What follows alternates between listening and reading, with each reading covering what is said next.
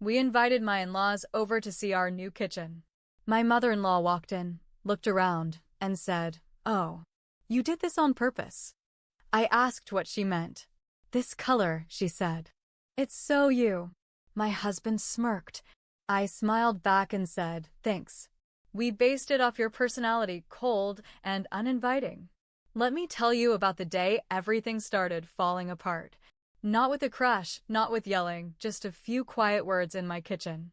My husband and I had just finished remodeling the place. It took us 2 years of saving. 2 years of eating out of the microwave and dealing with outdated appliances. This kitchen was my dream. We decided to invite the family over to see it. Mainly, we wanted to show Mark's parents.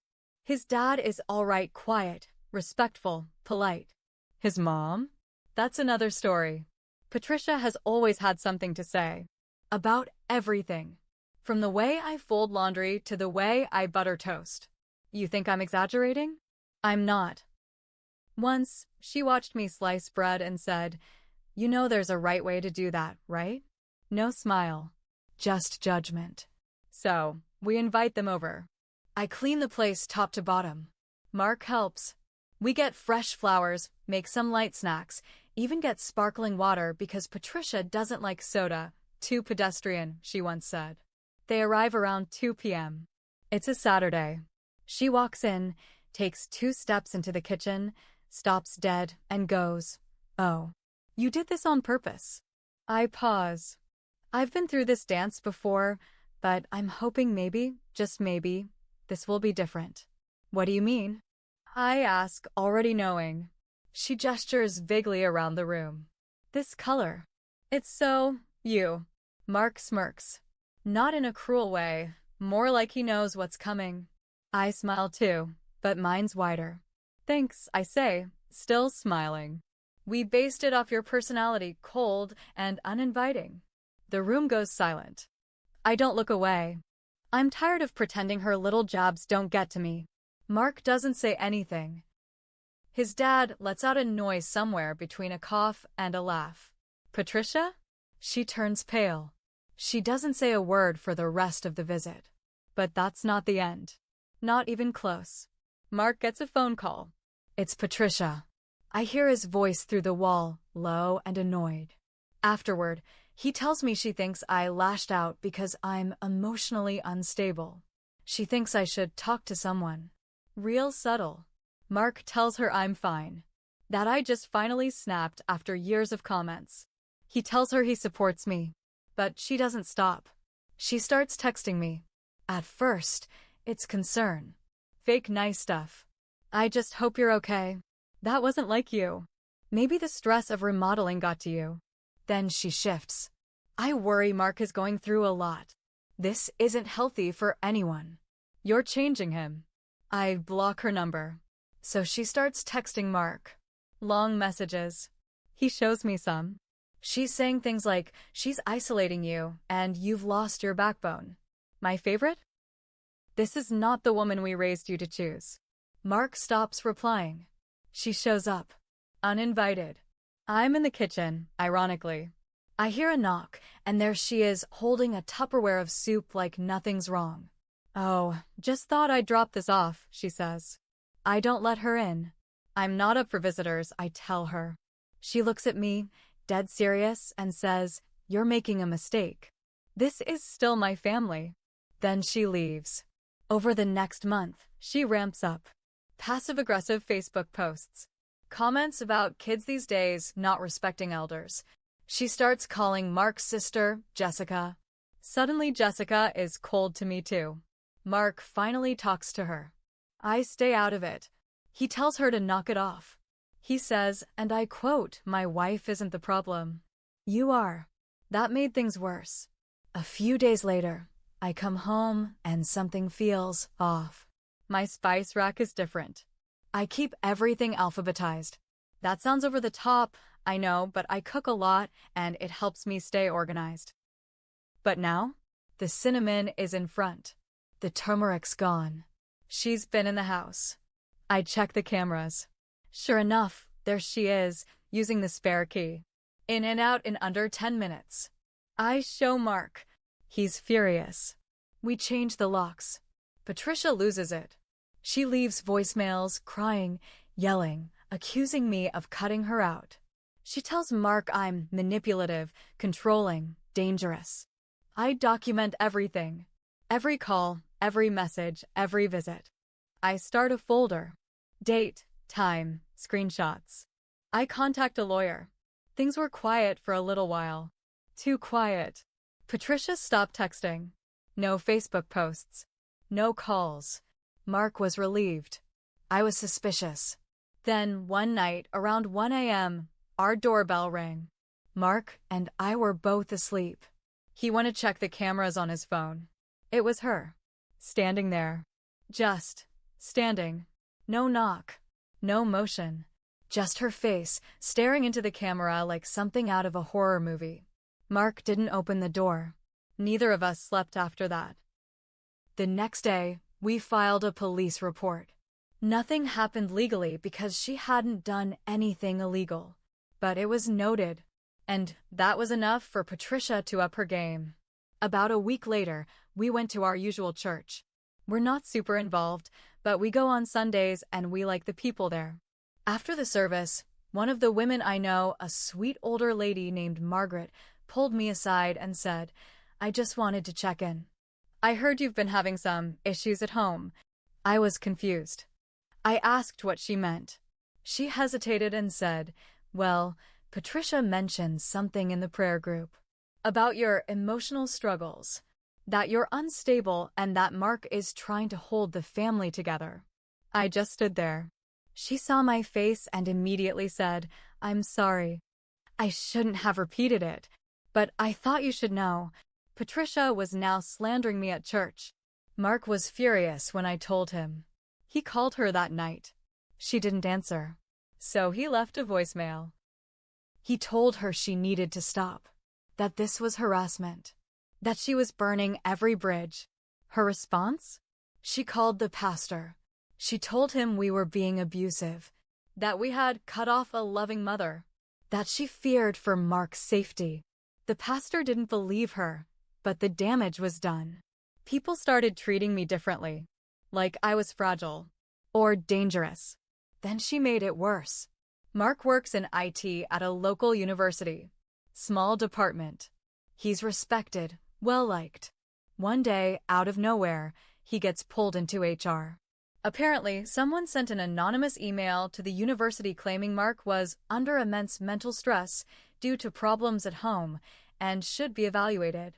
They couldn't confirm the sender. But the phrasing? The weird formal tone mixed with emotional manipulation? It screamed Patricia. We were both stunned. That was the moment we realized she wasn't just trying to hurt me. She was trying to destroy us. This next part is where everything turned sideways. So, Mark has an uncle, his dad's younger brother, named Sam. Kind of the black sheep. Lives in Vermont, quiet guy, rarely visits. Sam calls us out of the blue. Says, "Hey, just wanted to check in. I heard from your mom that you two are separating." Mark nearly drops his phone. Sam explains, Patricia told him we were getting divorced. That I kicked Mark out. That I was seeing someone else. None of it true. Not even close. Mark tells him everything. About the comments, the break-in, the fake HR report. And then Sam goes quiet. For a long time. Finally he says, "You should talk to my daughter. She's been through the same thing." We had no idea what he meant. Turns out Patricia had pulled almost the exact same crap on Sam's wife 20 years ago. Drove a wedge, spread lies, got involved in their church, and tried to take over their marriage. They ended up moving across the country to get away from her. No contact for 15 years. We were shocked. No one had ever talked about it. But now it made sense. Mark and I knew we had to protect ourselves. Emotionally. Legally. We met with a lawyer again. This time, we talked about a cease and desist letter. We printed every screenshot. Collected every voicemail. Even the church stuff. Even the HR story. We gave it all to the lawyer. He said we had a strong case for harassment, and if she kept pushing, we could escalate to a restraining order. We haven't sent the letter yet. We're giving her one last chance to stop. But I don't think she will. I think Patricia is used to being the victim, the matriarch, the puppet master. And now? We cut the strings. She's quiet again. That's the scariest part. No calls. No texts. No passive-aggressive posts. It's like she's regrouping. Something tells me this isn't over. But this time, we're ready. If you've ever dealt with someone like this, you know how it feels. Like they're everywhere. Whispering poison into every corner of your life. Trying to make you feel small. But not anymore. I'll update again when the next thing drops. Because with Patricia, there's always a next thing. Mark and I finally had the cease and desist letter drafted. We were going to send it when Patricia made another move. It started with a certified letter in our mailbox.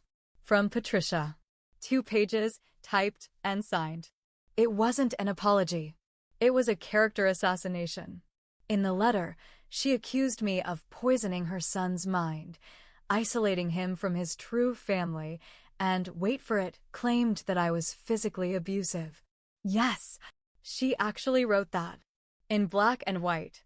She said I had anger issues and hinted that I had hit Mark during an argument. That part made me shake. Not because I was scared of the accusation, but because it was such a bold, evil lie. Mark read it and said, flat out, we're done. He made a call to the lawyer and gave the green light. We filed for a restraining order. Not just a cease and desist. Not just a warning. We had the paper trail. We had the footage. We had the messages. We had the letter. Our lawyer said it might take a while, but the case was strong. In the meantime, we prepared for fallout. We thought we were ready. We weren't. It turns out Patricia had been busy behind the scenes. She started contacting extended family, Mark's cousins, aunts, old family friends, and feeding them the same lies. But here's the twist. One of the cousins she contacted, Rachel, used to live with Patricia back in the 2000s. Just for a year while in college. And she hated it. We never knew why. Until now. Rachel called us and said, I know exactly what she's doing. She did the same thing to me. She told us that back then, Patricia tried to sabotage her relationship, too. Played mind games. Told Rachel's boyfriend that she was cheating. Tried to control where she went, what she wore. Even read her diary. She said she'd cut Patricia off completely 5 years ago. No contact. Moved states. Changed her number. Then Rachel dropped this. She might be more dangerous than you think. That same week, someone keyed my car. Deep scratches across the driver's side door. At home. In our driveway. We checked the camera. The lens had been covered. With tape. The police came, wrote up a report. They couldn't prove it was her. No footage, no witnesses. But we knew. And she knew we knew. Then came the biggest twist yet. Mark got served legal papers. Patricia filed for guardianship. Of Mark. Let that sink in. She was claiming that her grown, fully employed, mentally sound son was unfit to care for himself, and that she should be granted legal authority over his decisions. Our lawyer couldn't believe it. Neither could we. But there it was. Her final power play.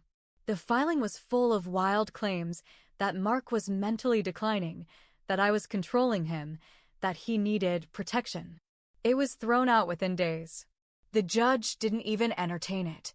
Called it a gross misuse of the court system. But it left a scar. Mark's job had to be notified. The HR department had to acknowledge it.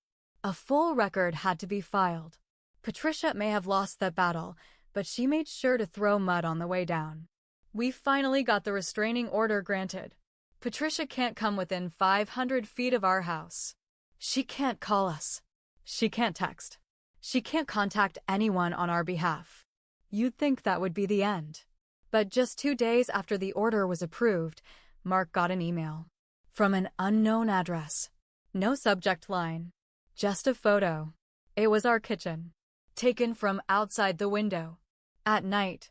We filed another report. The cops are involved. We're installing new cameras. Upgrading security. We don't know if she took it herself or got someone else to. But we're on alert now. Every night. Every sound. This story isn't over. And maybe that's the worst part. It's like living in a slow-motion horror movie where the villain never leaves, never dies, just shapeshifts into a new version every few weeks. We're doing our best to stay sane, to stay married, to stay normal. But Patricia made sure that normal isn't something we get to have anymore. There's more. There's always more. I'll update again when I can. Let me know if you still want part 4. Because somehow it's still not over. It's over. And it ended louder than I ever imagined. If you followed the saga with Patricia, my mother-in-law turned full-blown nightmare, you know things escalated from rude comments to restraining orders.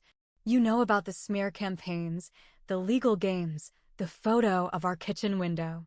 Now I'll tell you how it finally fell apart for her, for us, and maybe even a little bit for me.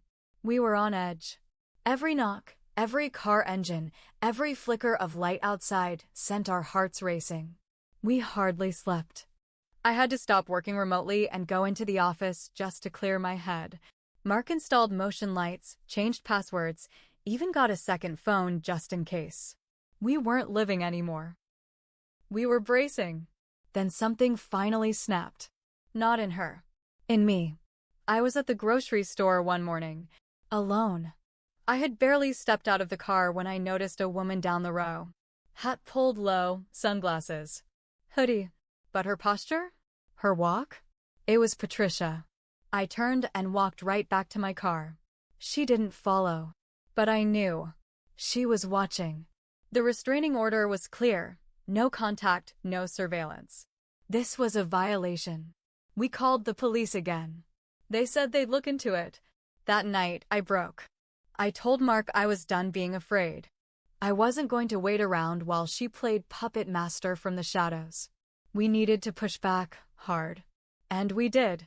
We reached out to Rachel again, Mark's cousin who Patricia had messed with years ago. She connected us with a family therapist and a journalist. Yeah, a journalist. A woman who runs a blog about family abuse and toxic parenting. Not tabloids. Not gossip. Real stories. Real names. Real fallout. We gave her everything. The texts. The emails. The letters. The church posts. The guardianship filing. The voicemail of Patricia whispering, "You'll regret this." The photo of our kitchen window. She fact-checked. She verified. She called people we mentioned. She pulled court records. It took her 3 weeks. Then she published it. Title: When Mothers Attack, The Hidden War on Daughters-in-Law. There was a full section about us. Real names. Real dates. A timeline of what Patricia did. Quotes from Rachel, from church members, even from Sam, Mark's uncle. Within a day, it blew up. Patricia's friends saw it. Her church saw it. Her neighbors. Her co-workers from when she used to work at the high school office. Her Bible study group leader even commented on the post. This explains a lot. She tried to deny it. Said it was one-sided, that I manipulated everyone. But the evidence was too strong, too solid, too public. The final nail? Rachel sent in a signed affidavit about her own experience living with Patricia. She gave the journalist permission to share it. Paragraph after paragraph of disturbing control, gaslighting, emotional abuse. From years ago. Same patterns. Same tricks. There was no hiding anymore. Patricia's church removed her from leadership. Her sisters, who used to defend her, blocked her number. The judge, after reviewing the new stalking claim, plus the article, extended the restraining order for 5 years. She tried to appeal. Denied. She sent a final message to Mark through a mutual family friend. Said she was devastated, betrayed, heartbroken. Claimed we ruined her life. And here's the part one didn't expect. I felt nothing. No guilt. No second thoughts. No pity. She did it to herself. But I won't lie, this whole thing cost us something too. You want honesty? Here's mine. I should have stopped pretending early on. I should have said something the first time she insulted me to my face. Or the second. Or the 20th. I smiled too long. I kept peace too long. I played nice too long. And all it did was tell her I was weak. That she could keep pushing. Mark told me the same thing about himself. He let her control him longer than he should have. He thought she'd change. She didn't. By the time we fought back, she was already in too deep, and she dragged us with her. But in the end, we climbed out. Together. And she didn't. Mark changed his number. I changed mine. New locks. New security system. New rules. We still live in the same house, though. Same kitchen. That cold, gray-blue kitchen she hated so much. It's now my favorite place in the world. Not because it's pretty, but because it's where it all began. Where I finally spoke up. Where I finally looked someone toxic in the face and said, enough. So, Patricia, if you're reading this, and we know you're right. The color is so me. Cold. Uninviting. And no longer yours to walk through.